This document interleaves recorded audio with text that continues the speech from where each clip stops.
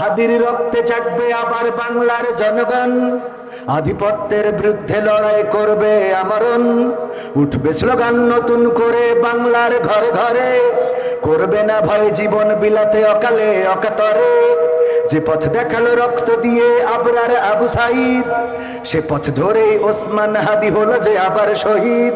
আমাদের ভয় দেখিয়ে কি লাভ, আমরা বীরের জাতি, জন্ম যখন নিয়েছি তখন মৃত্যু মোদের সাথী। পাহাড় ভেঙে তপ্ত মরুতে করি যে আমরা আবাদ, গোলামির ওই পিঞ্জর ভেঙে করবো যে বরবাদ। জিন্দাবাদ। যেমন বলেছেন ওসমান হাদি রাহিমাহুল্লাহ, তিনি বলে গিয়েছেন আমি মারা যেতে পারি, আমাকে গুলি করা হতে পারে, আমার যদি কেউ মারতে চায় তাহলে বুকে গুলি করতে হবে অথবা মাথায় গুলি করতে হবে। আমাদের এই আন্দোলন 5 বছরের জন্য নয়, আমাদের এই আন্দোলন 50 বছরের জন্য নয়, আমাদের এই আন্দোলন যুগের পরে যুগ কিয়ামত পর্যন্ত চলতে থাকবে। বলেন ঠিক কিনা? তারা মনে করে একটা বুলেট নিক্ষেপ করল আর ওসমান হাদি শহীদ হয়ে গেল, আন্দোলন থেমে গেল। না, থামে না, কারণ ওসমান হাদিরা তারা মারা যায় না, তারা শহীদ হয়, তারা আল্লাহর কাছ থেকে রিজিক পায় এবং তারা রক্ত দিয়ে প্রদান করে যায়। এই জমিনে রক্ত দেওয়ার জন্য কিয়ামত পর্যন্ত ওসমান হাদিরা আসতেই থাকবে। ঠিক না বেঠে? এমন ওসমান হাদি ঘরে ঘরে আসে না নাই? আমরা সবাই বুক চেপিয়ে শহীদ হব, আমরা সবাই হাদি হব।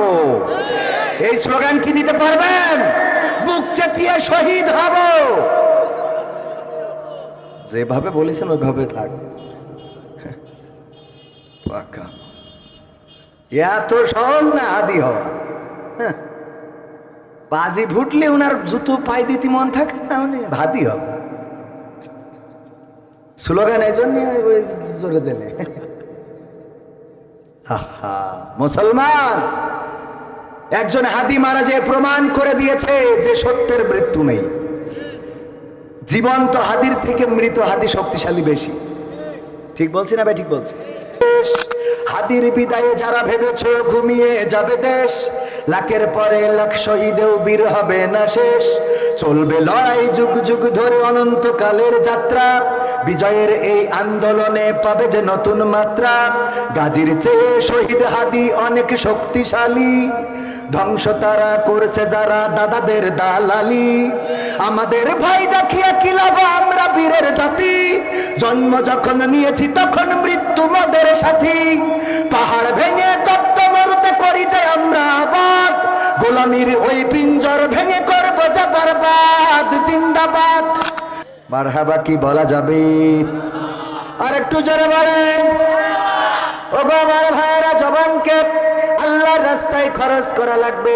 এখন জবান দিয়ে যদি কথা না বলেন, জবান দিয়ে যদি একটু ফোঁস না করেন, তাইলে কিন্তু বাতিল আবার মাথার উপরে জেকে বসবে।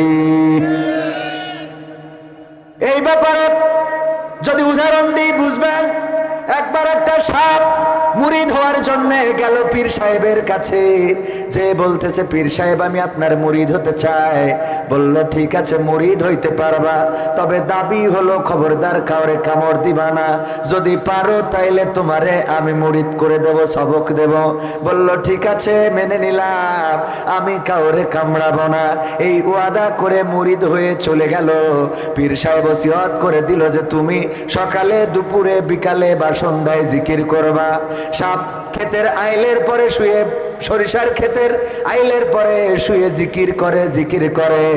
আপনার আমাদের আবু জাফর ভাই ঘাস কাটার জন্য গিয়েছে মাঠে, ঘাস কাটতে গেছে কিন্তু রশি নিয়ে যায় নাই। ঘাস কাটার পরে ওই ঘাসগুলো বেঁধে আনবে। সন্ধ্যা সূর্য ডুবু অন্ধকার ঘনিয়ে এসেছে, কিছুই দেখা যায় না। কি পাওয়া যায়, কি দিয়ে ঘাস বাঁধবো, এটা খুঁজে না পেয়ে আইলের দিকে দৌড়াদৌড়ি করতে করতে এক পর্যায়ে দেখলো টান টেনে হয়ে পড়ে আছে, কলার খুশার মতো মনে হলো। এইটা আইনে কায়দা করে ঘাস বেঁধে বাড়ি নিয়ে আসছে। নিয়ে আসার পরে যখন খুলে দিয়েছে, ওই সাপ নিজের ঘাড় মার সব ভাঙা শেষ। কাতরাইতে কাতরাইতে পীরের কাছে যেই বলছে, পীর সাহেব বেকায়দায় পড়ে গেছি। কি হয়েছে? আমার ঘরের অবস্থা তো শেষ। কেমনে হলো?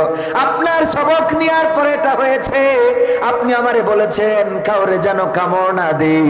আবু জাফর শিবিরের বাইতুল মাল সম্পাদক আজকে ঘাস কাটতে এসেছিল নিয়মিত, তো আসে না, রশি ভুলে রেখে আসছে। এখন রশি পায় না, সন্ধ্যা বেলা কি দিয়ে বাঁধবে? আমারে রশি মনে করে ঘাস বেঁধে বাড়ি নিয়ে গেছে। আমার তো ঘাড় আর পাছা দুইটাই শেষ একসাথে। বললো দেখো আমারে যে দোষ দিলা, কারণটা কি? কইল আপনি তো বলেছেন কাউরে কামড় দিবা না। আজকে যদি আমি কামড়টা দিতাম তাইলে তো আবু জাফরের ক্ষমতা ছিল না আমারে এমন করে রশি বানায় ঘাস বেঁধে নিয়ে যায়। পীর সাহেব বলল তোমারে কামড়াইতে নিষেধ করেছি, কিন্তু তোমারে ফোঁস করতে তো নিষেধ করি নাই। একটু যদি ফোঁস করতে তাইলে দেখতে আবু জাফর মাঠ থেকে দৌড় দিয়েছে, নিজের কাপড়ের খবরও ঠিক থাকতো না। ঠিক না? ঠিক।